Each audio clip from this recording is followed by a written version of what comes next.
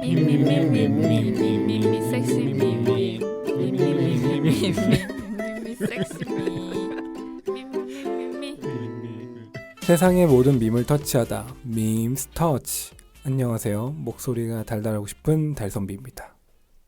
안녕하세요. 미스터 추입니다. 안녕하세요. 가든입니다. 안녕하세요. 머리털이 많은 머털도사입니다. 네, 다들 한 주간 잘 보내셨나요? 저는 오랜만에 녹음에 임하는 것 같아서 기분이 좀 설렙니다. 그러니까 그러게요. 오랜만에 뵙는 것 같아요. 네, 제가 지지난주인가요? 해외를 오랜만에 다녀와가지고 맞아. 어디 다녀오셨죠? 오키나와 다녀왔습니다. 오키나와. 네, 어. 오키나와. 날씨 너무 좋았겠다. 진짜 가을, 초가을 날씨? 초가을. 아, 진짜요? 근데 제가 경험해보니까 오키나와에 맛있는 게 많이 없더라고요. 그래요? 약간 아이스크림이 제일 맛있었던 것 같아요. 아니 저도 좀 의외였던 게 저는 오키나와를 못 가봤는데 오키나와는 흔히 기대하는 일본의 그런 맛있는 음식을 먹기가 힘들다고 하더라고요. 맞아. 맛집이 없어요. 근데 햄버거 맛있다고 그러는데 거기가 스테이크랑 이런 햄버거류가 굉장히 진짜? 인기가 있는 곳들이 많은데 오. 뭐 여행 가는데 굳이 그걸 먹고 싶지가 그러니까요. 않더라고요. 스시 이런 건 별로 네, 괜찮은 그런 거 건 없어요? 없고. 근데 조금 미스터 춘이 아쉬웠습니다. 왜 오키나와는 이렇게 일본은 보통 미식의 나라라고 하잖아요. 왜 이렇게 맛있는 음식이 없는 거예요? 제가 아는 짧은 지식으로는 네.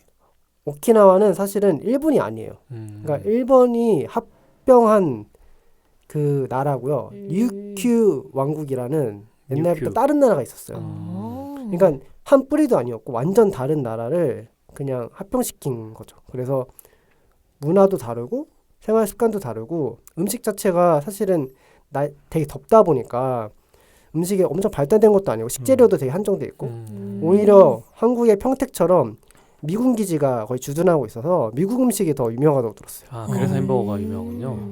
갑자기 생각하니까 그런 비유가 딱 맞는 것 같아. 평택인데 섬이야. 그런 느낌인 것 같아요. 그럼 뭐가 좋아요? 글쎄요. 그러니까 섬으로 된 평택에 갔다 오신 거잖아요. 제가 날씨는 좋았어요. 날씨가. 날씨. 네. 오키나와를 옛날에 가봤는데 거기서 바다뱀 스프를 먹은 적 있어요. 뱀, 장어? 뱀인데 뱀이요?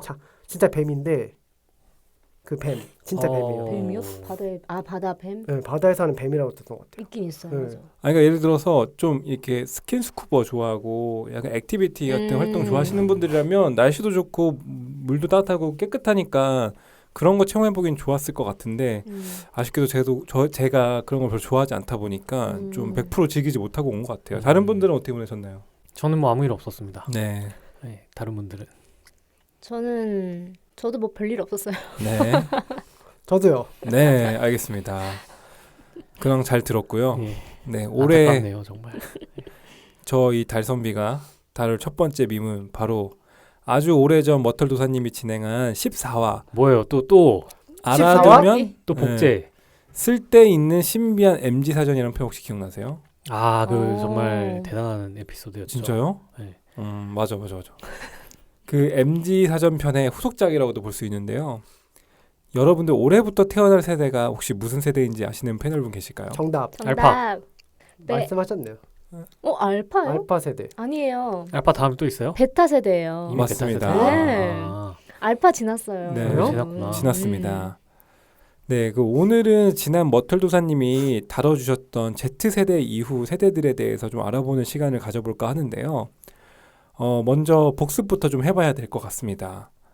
그 지난번 회차 같은 경우는 이제 머털도사님이 MG의 그 특징에 대해서 한번 다뤄줬던 편이거든요. 그 해당 편이. 우선 세대 명칭이 붙여진 첫 세대는 1901년부터 1927년까지 태어난 가장 위대한 세대라고 불리는 세대입니다. 이 세대는 세계 대공황과 2차 세계대전과 같은 세계사적 위기를 온몸으로 겪고 부흥을 일궈냈다는 뜻을 담고 있고요. 아무래도 국가적인 위기와 혼란을 겪으신 세대이기에 회복력과 애국심이 세대의 특성이라고 볼 수 있습니다. 두 번째 세대는 1928년부터 1945년 사이에 태어난 침묵의 세대인데요. 2차 세계대전 등 어려운 시기에 성장기를 보낸 탓에 다소 보수적이고 좀 시민의식이 강한 것이 특징이라고 볼 수 있습니다. 세 번째는 여러분들도 많이 들어보셨을 베이비붐 세대인데요. 1946년부터 1964년 사이에 태어난 세대로 2차 세계대전 이후 출산율이 급증한 시기에 태어난 세대이기에 전후 고도 성장의 혜택을 온전히 누린 세대라고 할 수 있습니다. 이후 세대는 15년 단위로 구분돼서 1965년부터 1979년 사이를 X세대, 1980년도부터 1994년 사이에 태어난 세대를 밀레니얼 세대라고 불리는 Y세대, 그리고 1995년부터 2009년 사이를 Z세대라고 하는데요. X세대 같은 경우는 부모 세대로부터 독립, 일과 삶의 균형을 중시하는 특징이 있고, 밀레니얼 세대는 어떻게 보면 최초의 디지털 세대라고도 볼 수 있습니다. 특징은 과거 저희 방송에서 다룬 MZ세대의 백과사전편을 참고하시면 좋을 것 같고요. Z세대는 간단히 말하면 디지털 환경에서 나고 자란 디지털 네이티브 세대라고 말할 수 있습니다. 2010년부터 2024년 사이를 알파 세대라고는 이제 명명을 하는데요. 이 알파벳 대신 그리스 문자를 사용하기 시작한 건 호주의 인구학자 마크 맥클린들이 이 이론을 발표하면서 전 세계적으로 널리 통용되고 있습니다. 패널분들은 혹시 세대별로 갖고 계신 인식이라던가 이런 편견 같은 것이 있으실까요? 뭐 예를 들면 X세대는 좀 어떻다더라. 뭐 밀레니얼 세대들은 좀 어떻다더라. 저는 그 얼마 전에 그 공부를 했었어가지고 X세대라고 하면은 지금 현 MZ세대의 문화를 이제 창조하는 세대라고 해서 지금 박진영, 뭐 김태호 PD 아니면은 나영석 PD 이런 사람들이 다 X세대에 속하신 분들이라고 하더라고요. 그래서 되게 좀 뭔가 틀에 박힌 그 이전에 좀 뭔가 실버나 그 베이비붐 세대와는 완전히 구분이 되고 MZ 세대로 넘어가기 이제 그 좀 중추 역할, 징검다리 역할을 해가지고 제일 그들이 변화를 크게 겪었다라고 해서 그들이 우리 뭔가 대한민국의 문화를 좀 바꿔나가는데 가장 뭔가 일조했다. 그런 역할을 하는 네, 세대가 네, X세대라는 그렇다고 뜻이에요? 하더라고요. 근데 그 다음은 어떤 세대인지 모르겠어요. 뭐 가장 알기 쉬운 거는 MG MZ의 특징이란? 할 말 다 하고. 화났어요. 아 그래요? 우리 다 MZ잖아요. 그렇죠. 할 말 다 하고는 좀 그렇고 자기 의견에 숨기지 않고 얘기를 하고 솔직한 편이고 뭐 목표 지향보다는 지금의 생활을 더 중요시하고 이런 게 특징 아닐까요? 맞는 것 같아요. 근데 한창 MZ 하는 그 얘기들도 네. 생각해보면 요즘에 좀 많이 줄어든 것 같아요. 많이 못 맞아요. 들었던 것 같아요. 그렇죠. 왜냐하면 이제 MZ도 과거의 흔적이 되었기 때문입니다. 왜냐면 그런 생각을 전혀 안 하다가 지금 방금 이제 베타 세대가 등장을 하기 시작했다라고 말씀을 주시고 나서 문득 생각을 해보니 최근에 MZ라는 표현을 급격하게 좀 많이 안 쓰게 된 것 같다는 느낌도 들었고 제가 아까 그 에피소드를 준비할 때만 해도 그리고 불과 얼마 전까지만 해도 MZ라는 말이 뭐 기업에서나 광고에서나 뭐 기사에서나 어떤 사회 다방면에서 굉장히 많이 사용이 됐던 것 같거든요. 그러게요. 진짜 작년까지만 해도 이렇게 세대로 어떻게 가르마를 탄다고 하는 표현 적절할지 모르겠지만 그런 표현들이 너무 이렇게 자주 나왔던 것 같아요. 약간 SNL에서도 그 MG 오피스 같은 편이 저희도 되게 에피소드 여러 번 다뤘었긴 했지만 유독 작년인가요? 재작년인가요? 그 MG에 대해서 좀 주목했던 시기들이 있었던 것 같아요. Z세대의 그 이제 입문하는 그 연령대가 이제 갓 30이라고 하더라고요. 네네. 그래서 Z? 네, 그래서 96년생이 이제 갓 맞아. 그 선두 그룹이 선두 그룹이 Z 그룹 세대도 이제 30 아이고 말이 안 나오네요.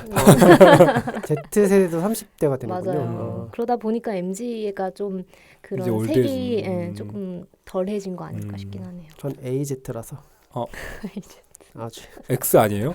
네. 아니 X는 아니에요. 왜냐면 X도 제가 어렸을 때 그때 한참 현진영 춤추고 막 이런 분들이 X 세대였거든요. 그래서 저는 X 세대보다는 젊은 축이에요. 네. 축하드립니다. 저 MG라고요. 네, 그럼 패널분들과 과거 세대에 대해서 잠깐 얘기 나눠봤는데 오늘 주제인 베타 세대에 앞서서 먼저 알파 세대의 근황을 좀 살펴보려고 해요. 알파 세대는 모든 구성원이 21세기에 태어난 첫 번째 세대입니다. 지금 알파 세대 중에 가장 나이가 많은 선두 그룹의 나이는 14살. 벌써 중2가 됐습니다. 알파 세대가. 이제 곧 있으면 알파 세대가 온다라는 표현이 되게 익숙해질 수도 있을 것 같아요. 그들이 성인이 곧 되면 네, 맞습니다. 어디서 많이 들어본 알파 세대가 90년대생이 온다. 알파 세대가 온다. 그래서 우리가 알파 세대에 대해서 미리 알아두면 좀 좋을 것 같아요. 왜냐하면 이제 곧 그들이 성인이 되고 이제 조만간 저희와 함께 한 공간에 있을 날도 머지 않았기 때문에 그들의 그들과 특징을 같이 일을 할 수 있으면 되게 축복인 것 같긴 하네요. 축복이 뭐요? 아니라 그냥 자연스러운 일이지 않을까요? 왜냐하면 그럴까요? 저희도 X세대 분들이랑 일을 같이 하잖아요. 14살이에요. 그러면 그들이 이제 일을 할 때쯤이면 한 10년 뒤면 10년 뒤 그러네. 네, 10년 뒤면 음. 그때까지 저희는 아마 회사를 탈출 못했을 거기 때문에. 근데 현역이죠. 그래 네. 봐야. 그때쯤 경제적 자유 이루지 않았을까요? 진짜요? 그러길 바라겠습니다. 제발. 네. 제발. 그래서 저희가 이 알파 세대에 대한 특징을 알아보는 게 굉장히 중요한 것 같아요. 그 알파 세대의 가장 큰 특징은 Z 세대와 마찬가지로 기술 친화적인 특징이 있는데요. Z 세대와 알파 세대 모두 디지털과 글로벌 마인드 그리고 모바일, 소셜 미디어가 친숙한 세대이긴 하지만 이러한 특성은 알파 세대에 이르러 더욱 두드러져 있습니다. 90년대 중반에 출생한 Z 세대의 초입에 해당되는 분들은 스마트 기기나 소셜 플랫폼이 없던 시절에 대한 기억이 존재하는 반면에 알파 세대는 태어날 때부터 스마트 기기가 이미 머릿속에 알고 있는 세대인 거죠. 예를 들어 요즘 식당에 가보면 아기들이 울까봐 스마트폰을 보여주시는 부모님들의 모습이 낯설지가 않아 보이실 텐데요. 그만큼 어린 시기부터 이미 스마트 기기가 너무 익숙한 세대가 바로 알파 세대입니다. Z세대와 알파 세대의 차이를 하나 더 말하자면 알파 세대는 디지털 세대라기보다는 여기서 더 나아가서 가상 세대에 들어선 세대이기도 합니다. 그러니까 버추얼 세대라고도 하죠. 이들은 이미 마인크래프트, 로블록스, 포트나이트 같은 어떻게 보면 한때 메타버스의 개념으로 부르던 그런 것에 대해서 익숙한 것들이 좀 특징이라고 볼 수 있을 것 같습니다. 그래서 알파 세대 같은 경우는 태어나자마자 아이패드 스크린에 노출됐고 말을 배우기 전부터 스마트 기기를 능숙하게 사용하게 될 줄 알게 되었는데 그래서 이와 같이 아이폰, 아이패드, PC 모니터 등 유리화면에 익숙한 세대라는 뜻으로 알파 세대를 유리 세대라고도 불린다고 합니다. 그러니까 Y 세대를 밀레니얼 세대라고 부르는 것 같이 알파 세대를 유리 세대라고 부르기도 한답니다. 유리? 네, 제너레이션 글래스. 음. 그래서 이 알파 세대를 아우르는 주요 키워드는 다중 모드와 업에이저입니다. 업에이저. 네. 다중 모드부터 먼저 설명을 드리면 알파 세대는 매우 다양한 방식을 통해서 정보를 습득을 할 수 있는 방법들을 숙지해가면서 성장한다는 점이 좀 특징인데요. 그러니까 요즘 아이들은 기성세대가 교실에서 앉아서 듣기 위주의 교육을 받았던 것과는 달리 이렇게 뭔가 만져보거나 좀 체험해보는 방식의 교육이 익숙하고 과거의 이런 획일적이었던 교육보다는 창의성을 기르는 데 더 유리한 환경에서 자라나고 있다는 점입니다. 업에이저는 어린 나이에 빨리 성숙한다는 뜻인데 알파 세대는 신체적 성숙이 빨라지면서 청소년기가 일찍 시작되고 또 왕성한 정보력을 바탕으로 과거 어린이들보다 아는 것이 많은 것이 특징이라고 할 수 있을 것 같습니다. 그러니까 에어른이라는 말이 적절할 것 같은데요. 그러니까 왜냐하면 워낙 스마트 기기들이 보편화되어 있으니까 아는 것들이 저희가 9살에 알던 지식과 다르겠죠. 요즘 애들이 갖고 있는 9살의 지식이 큰 차이가 있는 것 같아요. 맞아요. 저도 이런 일상생활에서 뭐 아기랑 이제 뭐 아빠나 엄마랑 같이 있는 이런 모습들을 이제 오며 가며 보게 되잖아요. 몇 번씩 그런 목격을 한 것 같아요. 이제 아기가 엄청 이제 열띤 토론처럼 이렇게 이건 뭐고 저건 뭐고 하면서 이제 부모님한테 알려주는 어떤 정보를 알려주는. 나중에 애들한테 우리가 배우는 거 아니야? 배울 거 많을 것 같아요. 근데 아니다. 뭐요? 배우셨어요 최근에? 아니 제가 최근에 어떤 인터넷 밈을 봤는데 그 여화의 교실 제작 발표회 영상이었어요. 네. 근데 그 고현정 씨가 했던 말 중에 옆에 상대 배우가 아이들한테 배울 게 많을 것 같아요라고 이거 본 했었거든요. 것 같은데요. 네. 지금 머털리 말하신 네. 것처럼. 근데 고현정 배우 갑자기 잠깐 아니 솔직히 애들한테 배울 건 없죠. 우리가 잘 알려줘야지. 이런 밈이 있었거든요. 맞아. 근데 이게 너무 오마주 돼가지고 너무 너무 네. 반대적인 의미로 네, 헛웃음이 나왔네요. 네. 죄송해요. 아니, 쓸데없는 내용을 얘기했네요. 좋은 포인트였습니다. 고현정 좋아하시죠? 너무 좋아요. 그래서 제가 네. 요즘 옛날 영상들을 막 찾아보기 시작했어요. 네네. 그랬던 알겠습니다. 과거가 있었구나. 그러면 이들이 성인이 되었을 때는 어떤 삶을 살고 있을까요? 알파. 네. 맥클린들 연구소의 보고서에 따르면 알파 세대는 어베이저라고 불릴 만큼 사춘기를 일찍 맞이하지만 장기간 교육을 받느라 결혼, 출산, 취업, 내 집 마련 등 성인으로서의 삶을 늦게 시작하게 되고 이에 따라서 밀레니얼 세대인 부모는 알파 자녀를 20대 후반이 될 때까지도 돌보는 처지로 몰리게 될 가능성이 높아 보인다고 합니다.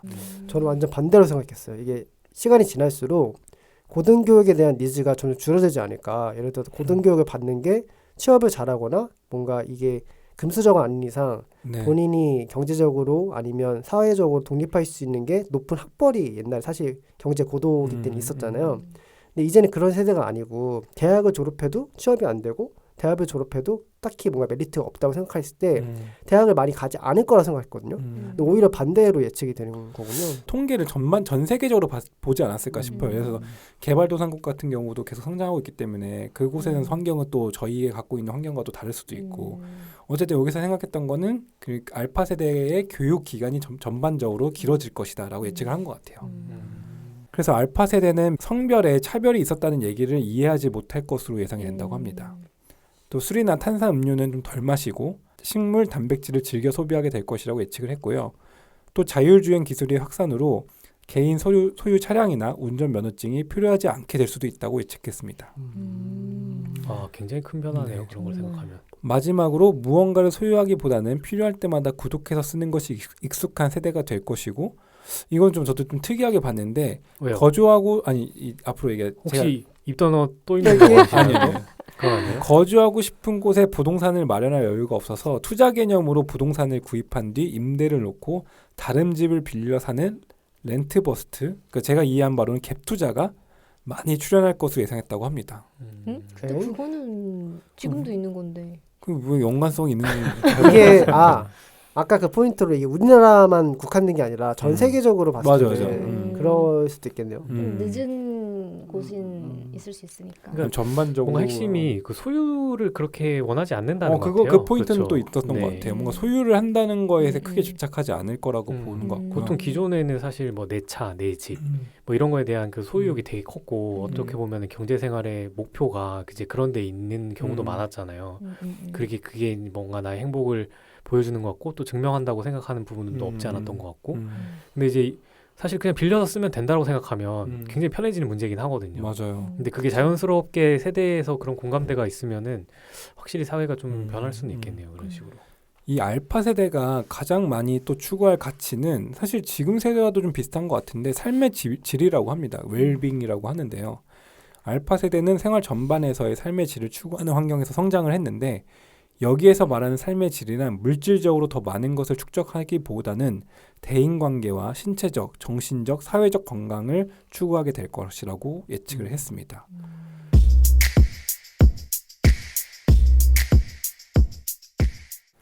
네, 그러면은 베타 세대는 어떨까요?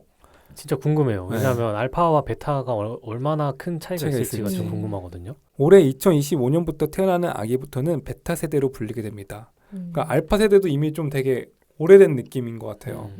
이렇게 생각하니까 우리 MZ 세대도 이제 조만간 굉장히 구시대 세대가 곧 도래할 것 같은 기분이 좀 드는데 그렇죠. 왜냐하면 네. 저희가 예전 X세대들의 어떤 그 문화나 행동을 보고 되게 밈처럼 소비를 많이 했잖아요. 그쵸. 그 예전에 그 과장된 뭐 그렇죠. 표현 방식이라든지 막 그런 것들이 근데 MZ도 한때 엄청나게 크게 이제 사회적으로 많은 주목을 받았었기 때문에 그쵸. 그들 세대는 분명히 나중에 이걸 되게 뭔가 붙거나 그 지나간 세대들의 어떤 밈으로 활용을 하지 않을까 맞아요. 하는 생각이 듭니다. 제 생각에 알파 세대와 베타 세대들이 MZ 세대의 밈들을 언젠가는 풍자하는 날이 오지 않을까. 앞서 MZ 세대가 태어날 때부터 디지털 언어, 기기를 접해 디지털 네이티브로 불렸듯이 베타 세대는 AI 기술이 이미 일상생활에 자리 잡은 시대에 태어난 AI 네이티브로 불릴 것이라고 하는 부분이 가장 큰 특징이라고 볼 수 있을 것 같습니다.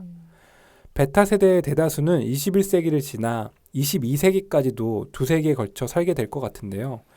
올해 태어나는 선두 그룹은 22세기인 첫 해인 2101년에 76세가 되기 때문에 그러니까 두 세기를 살게 되는 거겠죠. 어떻게 보면은 2000년대와 2100년대를 또 막내들이 출생하는 2035년에는 세계 인구의 16%를 차지하게 될 것이라고 예상을 했습니다. 알파 세대가 태어날 때부터 디지털 환경에 둘러싸인 디지털 네이티브의 첫 세대라면 베타 세대는 AI와 자동화 기술이 일상이 된 시대에 태어난 첫 세대가 될 것이라고 예상을 했고요.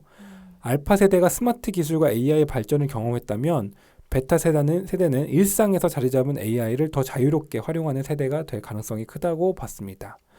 특히 AI 알고리즘을 통해서 개인에게 최적화된 방식으로 학습을 시키고 또 쇼핑을 하고 사회적 활동을 하게 될 것으로 예상을 했습니다. 그 베타 세대는 AI 네이티브인 만큼 AI 기술이 일상 전반에 보급돼서 이를 체감하면서 성장할 것으로 보이는데요. 베타 세대의 경우에는 스마트 기술과 인공지능의 부상을 경험한 알파 세대와는 달리 베타 세대는 교육과 직장에서부터 헬스케어와 엔터테인먼트에 이르기까지 모든 산업과 환경에서 AI와 자동화에 대한 일상이 온전히 경험해 볼 수 있는 시대에 살게 될 것이라고 예상하고 있습니다. 이 베타 세대와 알파 세대의 가장 크게 가르는 부분은 AI인 것 같아요. 그러니까 어떻게 보면 알파 세대 같은 경우는 이제 AI의 발전의 도래 이제 시작한 단계의 경험을 하고 있는 상황이고 베타 세대가 성장했을 때쯤이면은 이미 AI가 이미 저희 일상에 자리 잡혀 있어서 또 다르게 성장해 갈 것이라고 이 사람은 예상을 한 것 같아요. 반면에 이들은 이전 세대가 물려준 기후 위기나 저출생 고령화, 급속한 도시화 같은 세계적으로 좀 심각한 과제에 놓여 있는 세대가 되기도 할 텐데요. 그래서 이제 베타 세대들은 자신의 부모들이 이 문제에 대해서 어떻게 대처하는지를 보고 자랄 것이기 때문에 베타 세대의 부모 세대 중에 다수가 자녀 교육에 평등의 가치나 친환경 의식을 강조할 거라고 예상을 했습니다. 그러니까 이 베타 세대의 부모들은 베타 세대에게 친환경을 엄청 강조할 거라고 이제 이 사람 예상을 했고 삶의 편의성보다는 절박해진 시대적 과제를 해결하기 위한 혁신을 우선시하게 될 것으로 예측했습니다. 어떻게 보면 굉장히 큰 짐을 짊어진 세대라고 볼 수 있겠네요. 네. 그렇죠. 이미 문제가 다 도래했는데. 그치. 그렇죠. 문제는 이 아이들은. 선대들이 다 했지만 그 문제들을 해결하는 부분은 또 우리 베타 세대나 알파 세대들이 겪어야 되는 것 같습니다. 근데 그렇게 생각하니까 정말 저희가 예전에 뭐 영화나 많은 콘텐츠들에서 다뤘던 딱 그런 세대인 것 같아요. 그러니까 생활적인 측면에서는 모든 게 자동화되고 AI가 일상화됐고 하지만 실질적으로는 기후 문제가 발생해서 그걸 어떻게 해결해야 될지 굉장히 사회적으로 골머리를 앓고 있는 딱 그런 진짜 딱 미래 SF 영화에 나오는 저희가 흔히 사회인 것 봤던 같아요. 그런 삶이잖아요. 맞습니다. 그래서 이러한 영향으로 베타 세대는 그 어느 때보다 더 세계화된 사고방식과 공동체 중심의 협력적 태도를 갖게 될 것이고 베타 세대는 단순히 기술 혁신의 수혜자가 아니라 지구촌 차원의 문제를 해결하는 주역이 될 것으로 예측하고 있습니다. 실제 베타 세대가 느끼는 그 무게감은 저희랑은 진짜 사뭇 다를 것 같기는 해요. 그때는 실질적으로 피부에 느낄 정도의 어떤 위기감을 느낄 수밖에 없는 시기가 될 수도 있을 것 같고 그런 교육을 이제 어렸을 때부터 그렇게 받게 되면 확실히 사람들이 같이 공유하고 있는 뭐 가치관이 정말 많이 다를 것 같긴 하거든요. 근데 어릴 때 뭔가 저희 막 그런 거 하잖아요. 막 표어 만들고 막 포스터 만들고 이런 거 했을 때 내가 뭘 했었나 곰곰이 생각해 보면 똑같아요. 그때도 환경 오염에 대한 얘기했었고 지구를 뭐 지키자 이런 얘기를 했었고 지구가 아파요. 네, 그때는 사실 왜 아픈지 몰랐어요. 뭔가 당장 아프다고 해도 별로 이렇게 막 와닿지 않았었는데 확실히 베타 세대들은 진짜 이제는 정말 그 환경 문제 직면했을 때 그런 시기를 겪을 거니까 되게 미션이 생각해보면 매 세대마다 이런 거 있었던 것 같아요. 지금 가든이 말씀하셨던 대로 환경 포스터, 환경 포여 했었고 저 때만 하더라도 막 아나바다 운동? 이게 어렸을 때 되게 유행했던 것 같아요. 했었죠. 뭔지 잘 모르실 것 같은데 뭐였더라? 아껴주고 나눠주고 나눠 쓰고 바꿔 쓰고 다시 쓰자. 여러분 연륜이 나오네요. 아나바다 아셔야죠. 그래서 또 이렇게 얘기 나누다 보니까 그 세대별로 받는 교육 환경에 따라서 추구하는 가치의 차이가 굉장히 큰 것 같아요. 없을 것 같아요. 예를 들어서 앞서 말씀드렸죠. 베이비 부모 세대는 뭐 아끼자, 잘 살아보자 이런 거에 됐지. 그때는 인구에 대해서 더 뭔가 미션이 많았죠. 뭐 덮어놓고 낳다 보면 뭐 폐가망신 문면한다. 이런 거 있었어요. 네, 그리고 2명만 낳아 잘 기르자 이런 거 맞아요. 근데 또 시대가 바뀌면 오히려 그게 그 세대를 대표하는 특징이나 약간 그 세대를 대표하는 그런 느낌으로 좀 자리 잡게 되는 것 같아요. 그때 그 당시에 뭔가 문제를 딱 보여주는 게 그런 운동들. 그러니까 이런 거에서 이제 좀 세대 갈등이라는 좀 표현이 생기는 것 같아요. 예를 들어서 우리 같은 경우는 되게 친환경이 되게 중요하다고 배우고 자랐다고 가정했을 때 만약에 위 세대들은 그게 별로 그렇게 중요한 가치관이라 아니라고 했을 때는 그런 하나하나 사소한 문제부터 예를 들어서 좀 충돌이 발생하거나 갈등이 좀 생기는 거가 있지 않을까.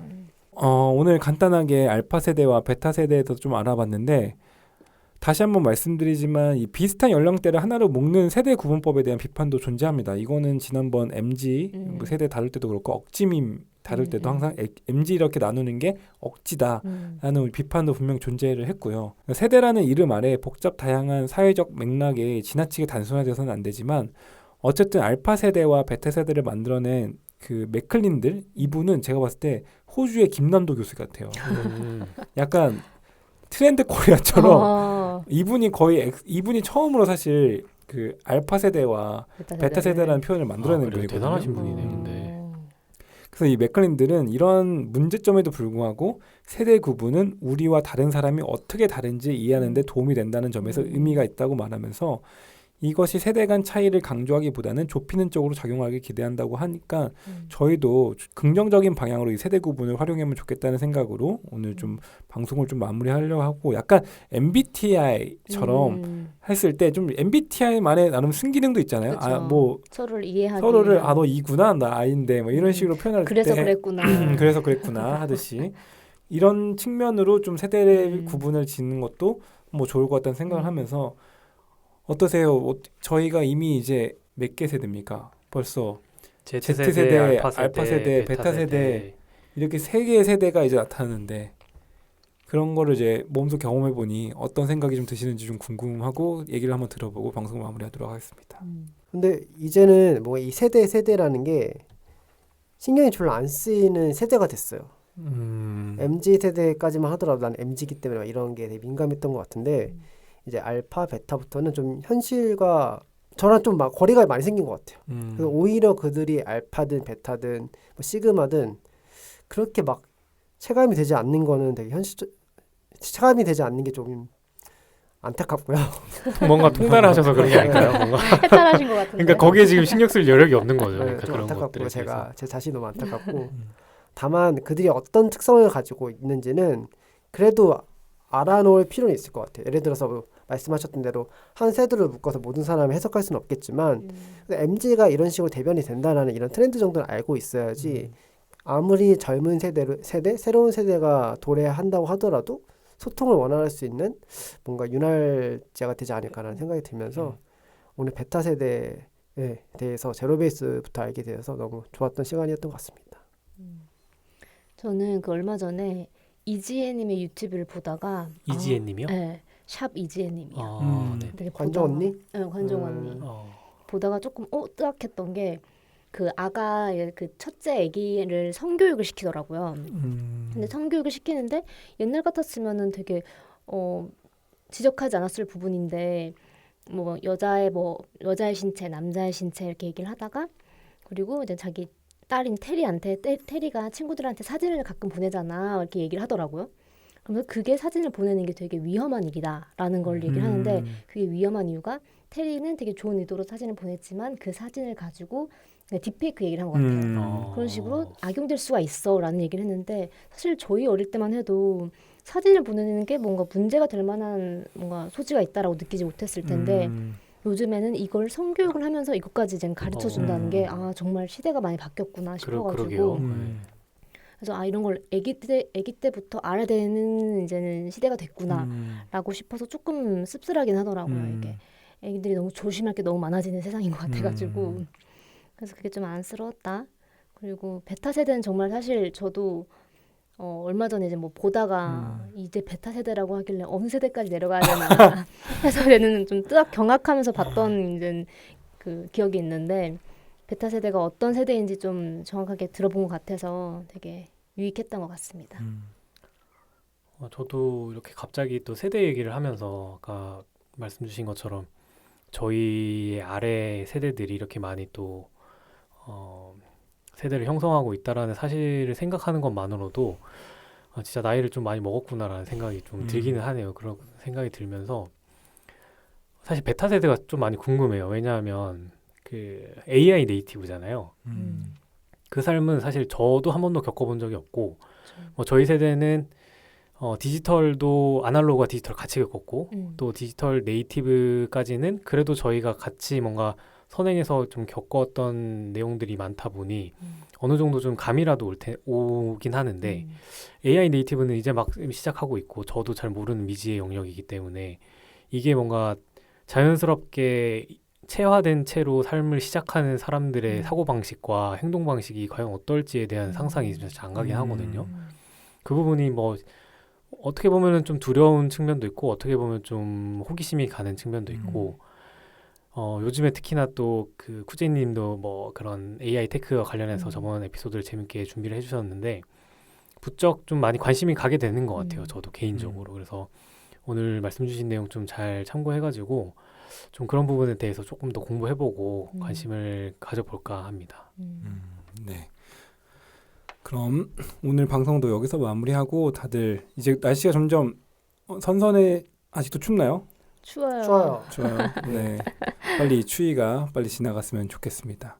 그럼 모두 건강 조심하시고 다음 주에 또 좋은 주제로 만나 뵙겠습니다. 안녕. 다음 주에 만나요. 안녕.